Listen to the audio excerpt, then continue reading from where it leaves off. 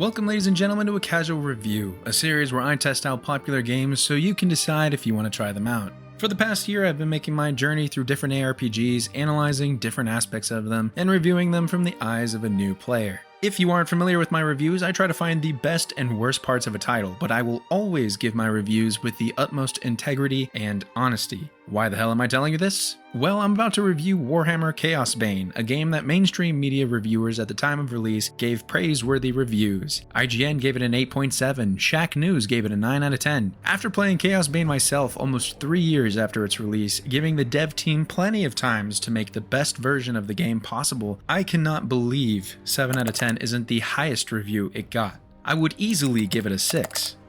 Warhammer Chaosbane is an ARPG that tries its hardest to be just like Diablo 3. It has the same difficulty slider and the same endgame Paragon-like system named Legendary Levels. It has the same narrative style and even the same cartoonish graphics. So on the surface, it looks just like Diablo 3. Unfortunately, Chaosbane is just worse. There are great ideas here and some fun gameplay at times, but damn does the list of problems start to get extremely lengthy. I'm just going to tell you up front that this review is going to skew heavily towards negativity. The game is fine on the surface, but every time I stopped to analyze something for the review, I noticed how heavily flawed it was underneath. The game at a distance is not bad by any means, but if you're looking for something beyond a surface level ARPG, look somewhere else. I don't really know too much about the lore and its roots in tabletop RPGs. I'm a D&D guy, and I haven't really stretched further into the world of tabletop games. This means I won't be giving too much of a critique on the story, or the setting, or the characters. I'll be looking at this game without any sort of bias to the Warhammer franchise. I'll analyze the gameplay and mechanics of Chaosbane as a normal hack-and-slash looter ARPG fan. Before we get started, I want to thank you for watching. If you feel so inclined, leave a like, comment, and subscribe for more casual reviews. I appreciate your support, and I hope you enjoy the video. Warhammer Chaosbane is a loot-based hack-and-slash narrative-driven ARPG very similar to Diablo 3. You have a central hub which acts as your base of operations, and from this hub you can travel to different entrances of the various quest locations. Each quest has you go to a map, complete an objective, and then come back to the hub. Enemies try to prevent you from completing your objectives by attacking you in large quantities. Sometimes they are a bit stronger and called champions. Sometimes they're even more a bit stronger and are called bosses. As you complete quests, you progress the story, and with each act you complete, you travel to a new hub and repeat the process. In terms of progression, loot is everywhere, and leveling is rather quick, giving you skill points to create your ability build, and god points which let you directly affect your stats. The level cap is 50, and once you hit 50, you earn legendary levels. Each legendary level you progress gives you points to build your character in 5 different ways. These are basically chance-based buffs that can help you in combat, but you have to spend points to increase both their effectiveness and their chance to proc. You can also increase your gear's power through the use of fragments. Different color fragments represent different stats, and you can combine these fragments to upgrade your gear in different ways. When you die, you have the choice to respawn immediately or restart the mission. Respawning immediately costs gold, and since I only died once, I can't really say if this is punishing or not. Gold can only be collected from monsters or given as a reward for quests. There is no shop to sell your extra loot, just a loot donation vendor that will give you some gold as a thank you every so often. And that's basically the entire game. There are some side game modes that you can try out for fun, but since the campaign has you leveling and progressing pretty quickly, there isn't much of a need to do so. These are more for endgame replayability, which we'll get into later. For now, let's get on with the review. First, let's talk positives. Keep the video light and cheery as long as possible. Probably the selling point of this game is just how simple it is for an ARPG. Now obviously simplicity versus complexity is a preference sort of thing, but my lord is this game good at giving you something to do while watching a really good TV show or drinking heavily. There's nothing keeping you from going right into the action, having hordes of enemies run at you and giving you the opportunity to furiously blow shit up. The progression is quick, it throws a bunch of skills your way without much tutorial to waste your time, and learning doesn't really matter because whether you engage with the player power systems or not, you can just dial back the difficulty until you get better loot. There is definitely value in having a game that doesn't require too much brain power. The systems are there if you want to engage with them, but if you don't, you can very easily get to high difficulty levels by just playing the game and picking up loot. I played the entire campaign on very hard, which is the highest difficulty you can play on your first time through, and was never challenged all too much. I played around with the skills and spent my god points, but I did so mainly because I wanted to see how quickly I could kill large mobs of enemies. It was never a necessity. For the most part, I just upgraded my gear. The gear is your main progression path, but I didn't really need to read the stats. There was no challenge in the game, so there was no reason to learn what any of these stats did. The tooltip for each piece of gear has these green color percentages that indicate if a piece of gear is an upgrade for you. So if you want to create a meticulous build, you can, but it's not a necessity. Overall, the game allows for someone who is completely new to ARPGs to join their friends in some hectic hack and slash fun, and that's valuable to a lot of people. Another positive I'd like to mention is the graphical presentation of the game. I thought the aesthetic of the locations and the details of the characters were creative and interesting. There wasn't much variation, but I'll talk about that in a little bit. On a surface level, the locations were pretty good looking and gave a detailed backdrop to your gameplay. I like the idea of the sewers being this huge winding set of tunnels that almost creates the feeling of its own undercity. I especially liked the Realm of Chaos, which was extremely colorful and simply interesting as a concept. The characters themselves had really detailed looks to them, but I really wish the dev team had animated them more. While in dialogue with someone, they just stand there, even though they are talking as if they are moving around or about to take an action. The graphical presentation extends to the combat animations. I played the engineer who had no shortage of explosions and fire, and I was never tired of seeing them. Even the god skill I had, which created an earthquake type of zone, was cool and it made the combat feel impactful, at least from a visual perspective. Last but not least, I'd like to give credit to the idea of the legendary leveling system. It's unique and it gives a spin on endgame progression that I personally haven't seen before. I would say it's a mix of the Diablo 3 legendary gems with the progression of the Paragon leveling system. It's not incredibly detailed or complicated, but it allows you to affect your character's power in tangible ways. Do I want to be more tanky? Well, maybe I'll spend the points to proc an armor bonus. Do I want to do more damage? I'll spend more points to proc a damage bonus. This system is really just a slight addition to your overall power, and I think if there was more depth to the rest of the game, the legendary leveling would be a welcome addition to supplement the endgame. Alright, and with that ends the positive part of the review. Get ready, now comes my critiques. Warhammer Chaosbane is centered around a story, having your character play a part in saving the life of a king. You team up with a powerful sorcerer and an angry man named Voss to figure out who trapped the king in this powerful spell, and why a band of cultists are rising to power and wreaking havoc across the land. Chaosbane structures itself in an act format. With each act, you are given a central ally hub, a couple of exits that lead to your various missions, and a donation vendor which acts as your loot trash disposal. And that's it. There's nothing else in these hubs. These hubs remind me of early Nintendo 64 games that, because of the limitations of technology, only had a couple of interactable NPCs on the screen at any given time. But even games like Ocarina of Time got past these limitations by breaking up the world into pieces and giving you as much interaction as possible within those pieces. That was 1998. Chaosbane was developed in 2019. Why is there only one person to talk to in these camps? They couldn't have created multiple vendors? What if I want to sell my gear for gold rather than donate my loot for random rewards? They could have separated the extra game modes into different interactable characters. You can have the donation guy, but also have a notice board for boss rushes or something like that. The central hubs are empty with no one to talk to or interact with. After you collect your quests from the main story NPCs, they don't even want to talk to you anymore. There is literally nothing to interact with and no one to talk to except the donation guy. Have you ever played a dead MMORPG? Like one where the cities or the world is big enough to fill with thousands of players, but you are the only one online? That's what this feels like. It feels as if there is supposed to be interaction with someone, like eventually you'll run into someone to talk to, but no one has logged in for months, so you walk around in complete silence. When you do talk to someone, the voice acting is noticeably average, and the game utilizes as few characters as possible to get 8 hours of gameplay out of a drawn-out narrative. So not only are you terribly alone in the world, but the dialogue you do get is so uncompelling and incredibly unbelievable that you never feel like you have a reason to be doing anything that you're doing. To add on to the lack of world building, most NPC models and environment artwork are reused constantly. Maps, enemies, effects, items, all have repeating models with different colors. Each act has one zone with about 3 maps that you're going through that have little to no variation. In Act 1, you'll go through the same sewer map and the same burning city map. In Act 2, you go through the destroyed mountain village. Act 3 is a snowy mountaintop and old hidden ruins. Act 4 puts you in the realm of chaos. Even if it's pretty with nice colors and textures, there's only so many times you can see something and feel like it's still interesting. The level design isn't even different between each quest. Sometimes you're on the same map just starting from the other end of it. Sometimes it's the same map, but this time you collect 4 boxes instead of killing a champion.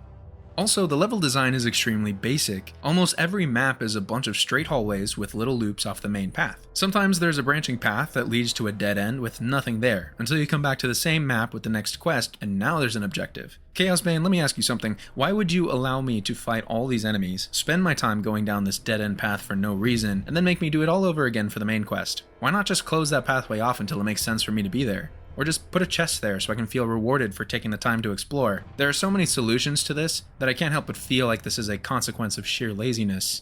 The main problem with all of this is the repetition. The maps, the enemies, the level design. The game repeats everything to a point where nothing in the game feels unique. Why should I pay attention to anything when I've seen the entire game in the first mission? All of this makes the game feel like a gimmick, like it's the arcade mode to a much larger game, or a mobile game that was released to accompany its PC counterpart. The only part of the game that's unique is when you're fighting a boss. These baddies actually had some thought put into them, so I really do commend the team for thinking outside the box here. Speaking of combat and encounters though, it's a hack and slash. You kinda know what to expect with the combat. But even though it gets the job done and provides some entertainment, I still have a list of critiques. Movement is floaty with no intelligent pathfinding, which causes you to get stuck on terrain or objects or enemies extremely easily. This also has to do with the design of the maps and the stationary objects on it, but the number of times I ran into shit was appalling. My main problem had to do with the enemies, and that brings me to a whole conversation on the enemy AI. Enemies, big and small, are constantly running past you, around you, and away from you, only stopping to attack every so often. The only time the AI knows what it's doing is when the enemies form a blockade to stop you from running past them, which only happens if there are just way too many pointless enemies on the screen and they just start running into each other to clog up narrow pathways. This made every encounter feel like a clusterfuck, with a bunch of idiotic monsters scrambling to fill your entire screen. At any given point, you would have some enemies running away, some enemies rushing you, some enemies running into each other, and some just randomly running around the map trying to shoot you from range. This is a hack and slash, so I'm not asking for the most intelligent monsters that strategize against you with abilities that counter your own. I'm just asking that they actually fight me. And stop running away. The little minions were the worst, like these little sewer monsters. I hated going through this and having to chase down every single little sewer monster that was running in circles away from me. They had tiny hitboxes, and if I didn't have a good long range ability, I would have to track them down one by one and smash them with my hammer. That's not fun. Chasing little sewer monsters just to smack them on the head once to kill them is infuriating. And this happens with other enemies too, like with the human bandit cultist guys. Like, Christ, can you just settle down and come here so I can burn you alive like I did your friends? This AI design makes range combat almost a necessity, because non-AoE melee attacks just took too much time. Overall, combat has some weight to it, but it requires no thought beyond what do I think looks cool. Other than a build up and spend system, there was no interaction between any of the abilities. The engineer had about 10 different skills, all that created some type of explosion. The only unique skills were an automated turret that created more explosions and a spinning gear wheel that hits one target directly in front of you. I mentioned before that boss encounters were somewhat unique, and while that is true, there were only 4 bosses. So while the mechanics of the bosses were fun for a bit, the rest of the game was just filled with hordes of minions rushing you, or rather rushing to the area around you. This means the gameplay ended up in endless kiting and quick overpowered mass extinctions that lasted all of 10 seconds. By the end of the game, I ended up running through the map as fast as I could, only stopping when I literally collided with the enemy AI that wasn't even really hurting me, just preventing me from moving forward. They may have well just put in a brick wall every so often and asked me to bust my way through it. Honestly, part of me thinks they intentionally messed with the enemy AI to pad out the game's runtime. Combat then is supplemented by gear and skill progression, which in all honesty is pretty pointless. Gear is repetitive, with the only importance being the 2 percentages at the top of the tooltip. It gets better towards the end game, but not by much. As a progression system, skill points were a good idea, but terrible in execution. Each level you get skill points, which increases your capacity to use better skills. It's pretty harmless, but the execution of it felt completely confining. Skill points are assigned to every skill you have. That includes any active or passive skills. Skill capacity runs out remarkably quickly during the leveling, but let's analyze this system at max level. This entire list of skills can be unlocked by playing the game, but you're only allowed to fill up to your skill point capacity. In addition, you can only have 6 active skills and 6 passive skills. One of the active skills has to be one of 3 resource builders, which means you have 5 active skill slots for the resource spenders, the powerful abilities. But remember, at max level, and once you complete the campaign, you only have 100 skill points. Each skill has 3 tiers of power, and equipping the highest tier costs 15 points. That means if you wanted to equip all of your active skills with the highest tier, you would use 90 skill points. And that doesn't include your God skill, which you unlock with your God skill points. The highest tier of that costs 18 points. I know you probably don't need all of this detail in a review, but I just want to show you how the majority of systems in this game are designed. There wasn't a lot of thought put into this. Sure, you could say that the point system requires you to make meaningful choices and calculate trade-offs, but throughout the campaign, when you aren't at max skill points, you end up only using one skill, because you only have enough points to equip the highest tier of one ability. And at max level, when you're supposed to feel powerful and have all your skills feel useful, you end up feeling restricted. This type of design makes the majority of these skills completely pointless, because you will only be able to equip a few of them in any meaningful way. Not to mention that each tier of a skill may have differences beyond just being more powerful. Tier 1 may be your basic low damage skill, while Tier 2 is the same damage with a heavy slow. Tier 3 does more damage, but instead of a slow, the skill now explodes as an AoE. So not only are you deciding between the type of skill augmentation, but you are also choosing between the amount of damage. Then while you're deciding on your skills and what tier to choose, you also have to choose between your class passives, some of which further augment your skills. So let's say you choose a tier 3 active skill for 15 points and a tier 3 passive skill for 12 points. That's 27 points taken up for one skill you can use. What happens to the other 5 skills?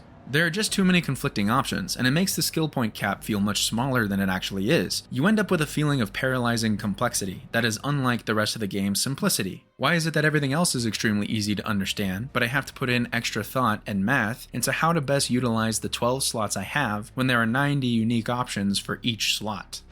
I will say that there's a caveat to this, at least for the engineer. There seem to be some clear lines between which skills are better than others. The best example is for her resource builders. One of them is a short-range shotgun-like melee attack. Another is a short-range channeling ability, and the last is a short to long-range explosive AoE attack that does more damage to more enemies at any range. Which one do you think I picked? And for the advanced abilities, there were clear choices as well. Enemy AI had you frantically chasing monsters all over the map, so that took out any incentive to play with too many melee abilities. There were almost always 100 enemies on the screen at any given time, so you were pushed towards using more AoE attacks. And then there were clear winners in terms of sheer damage output. So really you're pushed into choosing specific skills, and have no reason to try out any others. This may change once you get to the endgame and find an armor set that grants a bonus to a specific skill, but I have no reason to believe that yet.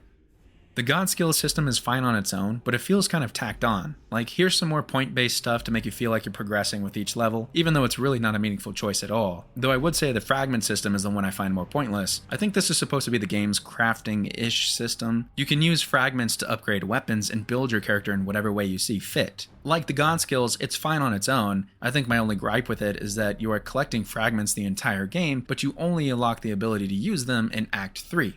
So for most of the game, you're just picking them up with no explanation as to why they are there. And even when you do unlock it, there's a very short explanation and that's it. The rest is up to you to discover, which I guess is okay, but the only real reason you'll need them is if you're going to continue into the endgame. And finally, endgame. Boss Rush is a mode where you fight the same 4 bosses with different modifiers. The more modifiers you add, the better your loot. Relic Hunt allows you to access dungeons with multiple difficulty levels, so you can search for gear sets and other top tier gear. And expeditions generate random levels, which probably pull from the 4 types of maps you see throughout the campaign. Other reviews have said that the endgame is extremely quick, with the player able to optimally gear a character within the span of 2 hours. I'm not going to talk about any of this though, because once I got this far into the game, I'd pretty much seen all I wanted to see. I got to max level, finished the campaign, and that was about all I could handle.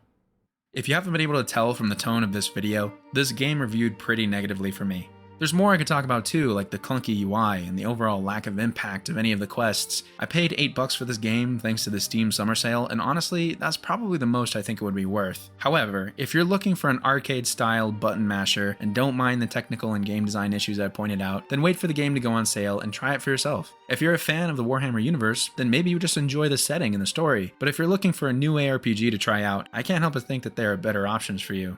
But most importantly, I hope you enjoyed the video. Leave a like if you liked it and subscribe for more content. I hope you enjoy your Warhammer adventures, and I can't wait to see what we talk about next.